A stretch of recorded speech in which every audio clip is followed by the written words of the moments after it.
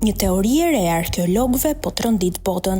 Një grup studiuesish nga Italia dhe Skocia pretendojnë se kanë zbuluar një qytet të madh nëntoksor, i cili sipas tyre shtrihet poshtë piramidave të Gizës dhe mendohet se mund të jetë më i madh se sa vetë sipërfaqja e piramidave.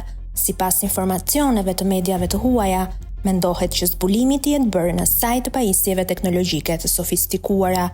Teknika e re e radarit, e cila është përdorur për studimin, funksionon duke kombinuar të dhënat e radarit satelitor me dridhjet e vogla nga lëvizjet sismike, që ndodhin në mënyrë natyrale, për të ndërtuar imazhe tridimensionale të asaj që shtrihet nën sipërfaqen e tokës, pa bërë asnjë gërmim fizik.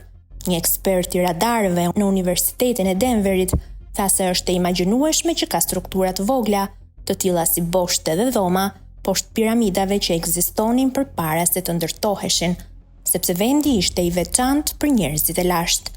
Sipas tij, e vetmja mënyrë për të vërtetuar nëse zbulimet janë të vërteta, do të ishin gërmimet. Ndërkohë, mediat e huaja bëjnë të ditur se kërkimet e grupit të arkeologëve do të vazhdojnë gjatë gjithë vitit 2025, duke hedhur dritë mbi atë që fshihet poshtë piramidave të Gizës.